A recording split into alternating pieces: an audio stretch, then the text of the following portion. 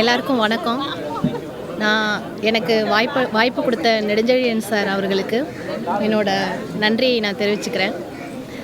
எனக்கு திக்கு தெரியாமல் இருந்தேன். எனக்கு கூப்பிட்டு இந்த ஒரு பெரிய வாய்ப்பை எனக்கு கொடுத்துருக்காங்க. அவங்களுக்கு நான் நன்றியை தெரிவிச்சுக்கிறேன். நான் இதில் கதையின் நாயகியாக அறிமுகப்படுத்தப்படுறேன். அதுக்காக சாருக்கு நான் ரொம்ப நன்றி தெரிவிச்சுக்கிறேன். எல்லாருக்கும் நன்றி. இப்போ எனக்கு வாய்ப்பு கொடுத்த இந்த நெடுஞ்செழியன் சார், இங்கே வருகை தந்திருக்கும் அரவிந்த் சார் மற்றும் அன்பு சார், முத்தல்விங்க சார், எல்லாத்துக்கும் ஒரு வணக்கம். சார் சொல்லும் போல் இது யதார்த்தமான கதைன்னு சொன்னார். யதார்த்தமான கதை மட்டும் இல்லை, ஒவ்வொரு மக்களுக்கும் போய் சேர வேண்டிய ஒரு கதை இது. ஏன்னா ஒவ்வொரு இதுலேயும் ஒவ்வொரு அர்த்தம் இருக்குது இந்த கதையில். ஃபஸ்ட்டு சார் கதை சொல்லும்போது இதை பற்றி யாரும் யோசிக்கலையே அப்படிலாம் நான் நினச்சேன். ஆனால் எல்லாரும் பார்க்கப்பட வேண்டிய படம் இது. மக்களுக்கு நல்ல ஒரு விழிப்புணர்வாக இருக்கும் இந்த படம். வணக்கம். வந்திருக்க அத்தனை மீடியா நண்பர்களுக்கும், வந்திருக்க இந்த டுடே லைஃப் பூஜைக்கு வந்த அத்தனை பேருக்குமே, அது நடிகராக இருந்தாலும் சரி, டெக்னீஷியனாக இருந்தாலும் சரி, எல்லாருக்குமே எங்களோட சங்க சார்பாக நன்றி தெரிவிக்கிறோம். அப்புறம் பிஆர்ஓ சங்கத்துடைய செயலாளர் விஜய் முரளி, இன்னும் 100 ஆண்டு இல்லை, 200 ஆண்டு இல்லை, 3000 ஆண்டு இல்லை, ஊமை வெளியுள்ள டைரக்டர் அண்ணன் அரவிந்த்ராஜ், காலத்தால் அழியாத ஒரு டைரக்டர். இன்னும் கூட ஆலமரம் கவிஞர் முத்துலிங்கங்கிறது உங்களுக்கு தெரியும். அண்ணன் மிகப்பெரிய எம்ஜிஆரோடைய இருந்து நடித்து இன்றைக்கும் நம்மளோட இருக்காருன்னா, இன்னும் 100 வருஷம் அண்ணன் இன்னும் சிறப்பாக நம்ம சங்கத்துக்கு இல்லை, தமிழ் இண்டஸ்ட்ரி இருந்துகிட்டு இருக்கணுங்கிறதையும் கேட்டுக்கிறேன்.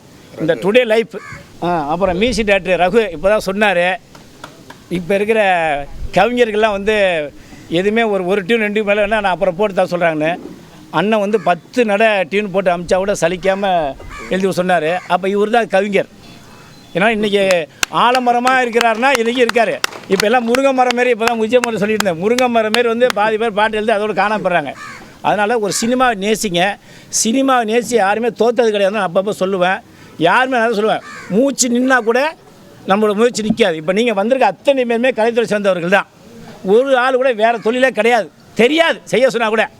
அப்படியே நீங்கள் செய்ய போனால் கூட எதையோ ஒரு சட்டியோ மண்ணியோ பானியோ தூட்டில் ஏதாவது ஒரு எடுத்து போனால் கூட அப்போ கூட அந்த ஞாபகத்தோடு போய் எப்போ நம்ம சினிமாவில் வருவோங்கிற எண்ணம் தான் வருமோ தவிர வேறு மாற்றுக்கிறது வராது. அதனால் இந்த டுடே லைஃபு மிகப்பெரிய வெற்றி அடையணும். எந்த சூழ்நிலையும் இந்த படம் நிற்காமல் நீங்கள் வந்திருக்க அத்தனை பேர் சப்போர்ட் பண்ணி, ப்ரொடியூசர் நெடுஞ்செழியன் அவர் தான், டைரக்டர் அவர் தான். வயசில் மூப்பாக இருந்தாலும் பாருங்கள், இதை நான் சொல்லணும், என்ன வயசாகுது? 60 வயசு. ஆசை 60 நாள், மோகம் 30 நாள் சொல்லுவாங்க. இல்லை தெரியணும், இப்படி வாங்க, எல்லாத்துலேயும் தெரியணும். அப்படியே ஒரு சேர் இங்கே போடுங்க. மோகம் 30 நாள், ஆசை 60 நாளும்பாங்க. பாருங்கள், மோகத்தையும் முடிச்சிட்டாரு, ஆசையும் முடிச்சுட்டு 60ல் நீ சினிமாவில் நிற்கிறாருன்னா இதுதான் சினிமாவுடைய முயற்சி. இது ஆமாங்க, 60 வயசு மேலே அவர் சாதிக்க வந்திருக்காரு. அவர் எல்லாம் பொண்ணை கட்டி கொடுத்துருவார், பிள்ளையை கட்டி கொடுத்துருவார், எல்லாம் விட்டு பேரம்பதை எடுத்துகிட்டு இன்னும் இந்த சினிமா நேசிக்கிறாருன்னா இதுதான் சினிமா. இன்றைக்கி 75 வயசில் ரஜினி சினிமாவில் ஹீரோ நடிச்சிருக்காருன்னா சினிமா அவர் நேசிக்கிறார். எல்லாருமே, நான் யாரையுமே சொல்ல மாட்டேன், காக்கைக்கு தன் குஞ்சு பொன் குஞ்சு சொல்லுவாங்க. எல்லோரும் ஹீரோ தான், எல்லோரும் ஒரு அந்த லட்சியத்தை நம்ம தான். நானே இன்றைக்கி 35 வருஷம் எல்லாத்தையும் தாண்டி தான் வந்துருக்கேன். நீங்கள் என்னோடய லைஃப்பை கேட்டிங்கன்னா எம்ஜிஆர், சிவாஜி, ரஜினி, கலைஞர் எல்லாத்தையும் தாண்டி நடிச்சு கஷ்டப்பட்டு வந்திருக்கேன். இன்றைக்கி ஓப்பனாக ஏன் பேசுகிறேன், நீங்களும் வாங்க, நீங்கள் வாங்க, எவனுமே தடை போட முடியாது. இன்றைக்கி விஜய் சார் வந்திருக்காரு, யாராவது எத்தனை தடைகள் தாண்டினார், இன்றைக்கி சிஎம்மாக இருக்கா தெரியுமா? இதுதான் வாழ்க்கை. அவங்க எண்ணம் தான் உயர்த்தும். எந்த சூழ்நிலையும் உங்களோட முயற்சியோ எந்த சூழ்நிலையும் விடாதீங்க, யாரையும் மெயின் ஏமாற்றாதீங்க. இதுதான் சினிமா. அப்படி ஒரு நாளை ஏமாத்துன்னு நினச்சிங்கன்னா நீங்கள் காலம் முழுக்க அப்படியே தான் இருக்க முடியும், ஒரு காலம் ஜெயிக்க முடியாதுங்கிறத இந்த டுடே லைஃப் மூலிமா கேட்டுக்கிறேன். அடுத்த அண்ணன் அருந்ததிலாம் பேசணும், நானே ரொம்ப பேச நல்லா இருக்காது. வேறு ஏதாவது முக்கியமான ஏதாவது விஷயம் கேட்கணுன்னா கேளுங்க. இன்று நெடுஞ்செழியன் அவர்கள் தன்னுடைய டுடே லைஃப் என்ற படத்தின் மூலமாக கதை, திரைக்கதை, வசனம், இயக்கம் என்ற பொறுப்புகளை ஏற்று இயக்குனராக அறிமுகமாகிறார். அவருக்கு முதலில் என்னுடைய பாராட்டுகளையும் வாழ்த்துக்களையும் தெரிவித்துக் கொள்கின்றேன். அன்பண்ணன் சொன்ன மாதிரி இந்த வயதிலும் இந்த வயது பெருசுன்னு நான் சொல்ல மாட்டேன். ஏன்னா எனக்கு அண்ணனுக்கு ஏறக்குறைய சம வயதாக இருப்போம்னு நினைக்கிறேன். இருந்தாலும் நீங்கள் எத்தனை வயசு ஆச்சுங்க? அதில் நீங்கள் டேரக்ட் பண்ண எத்தனை வயசு? 24 வயசு. 24 வயசில் சூப்பர் ஸ்டார் ஆனார். இப்போ 60 வயசில் வந்திருக்காரு. அதுதான் முயற்சி. பேசுங்க. இல்லை, அது மாதிரி அண்ணன் அந்த விடாமுயற்சியில் நிச்சயமாக விடாமுயற்சி விஸ்வரூப வெற்றின்னுவாங்க. இதில் இருக்கிற பங்கு பெற்றிருக்கிற கலைஞர்கள் கேமராமேன் MSI, நம்ம இசையமைப்பாளர் அன்பு நண்பர் ரகு அவர்கள், நடிகைகள் மற்றும் PRO வெங்கட். அவர் இருந்தாலே போதும். பல இடங்களில் வந்து அகத்தியர்னு சொல்லுவோம் அவரை.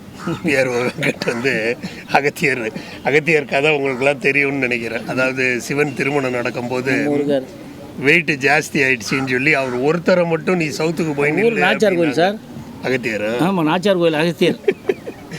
அந்த மாதிரி வெங்கட் ஒருத்தர் போதும். யாராக இருந்தாலும் இந்த படத்தை பற்றி தெளிவாக வந்து என்கிட்ட பேசி நீங்கள் வந்து இந்த படத்தில் கலந்துக்கணும், பூஜை அவங்களுக்கு நீங்கள் வாழ்த்துக்களை தெரிவிக்கணும்னு எத்தனை பேரை வந்து கூட்டியிருக்காரு பாருங்கள். விஜய் முரளி அண்ணன் எல்லாரையுமே வந்து ஒரே மேடையில் கூட்டுறதுக்கு வந்து நம்ம வெங்கட் அவர்களால் முடியும்.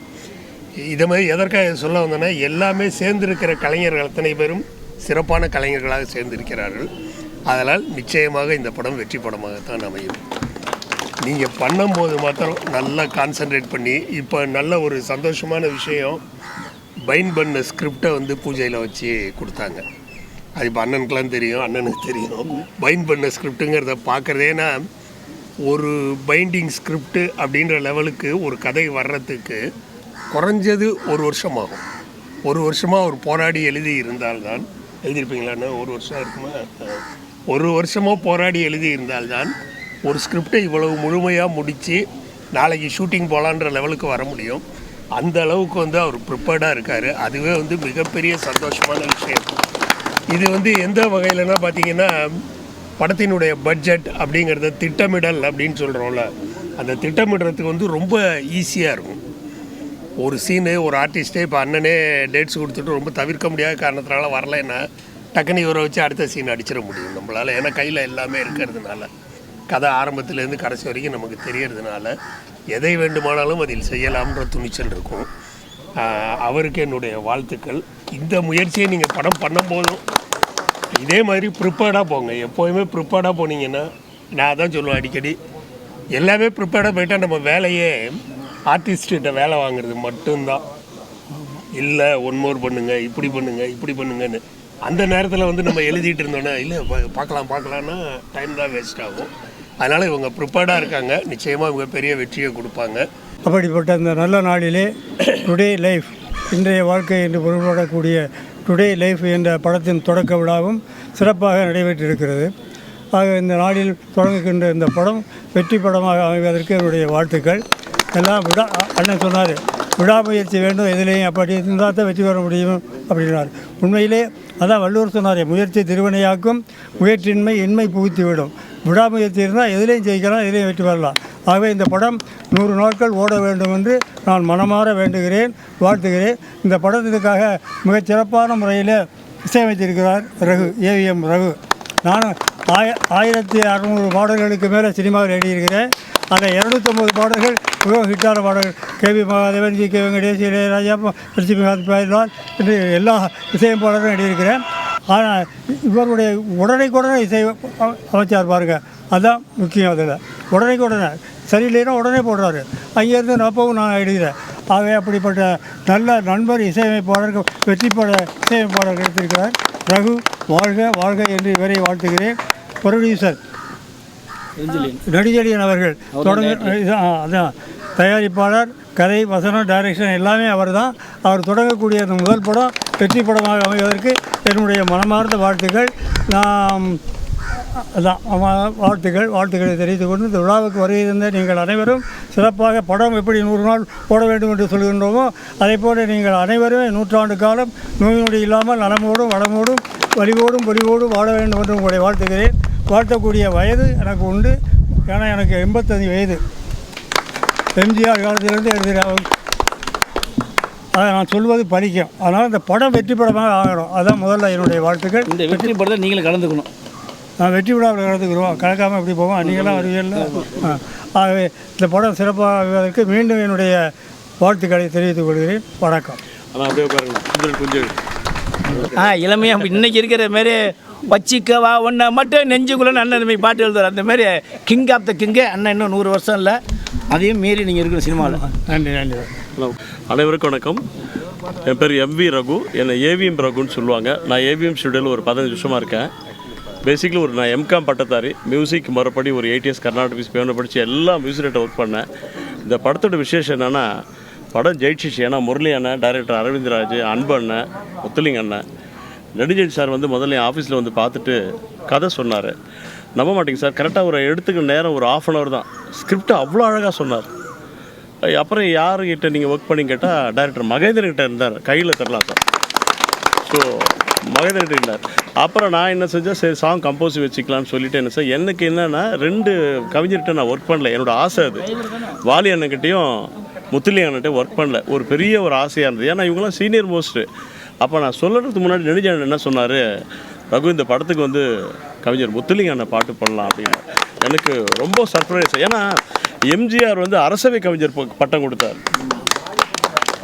என்னோடய குரு இசைஞானிக்கிட்ட 350 பாட்டு மேலே எழுதியிருக்கார். சங்கீத மேகம், 6 அது ஆழம் இல்லை, சொல்லிகிட்டே போகலாம். அது மாதிரி சரி கம்போசிங்கில் உட்காந்து சார், நம்ப மாட்டீங்க சார், நான் ஒரே ஒரு பல்லவி கொடுத்தேன். நான் இன்றைக்கி ஹார்மோனியம் தான் கம்போஸ் பண்ணுவேன். 10 பல்லவி கொடுத்தார் சார். கை தட்டலாம் சார்.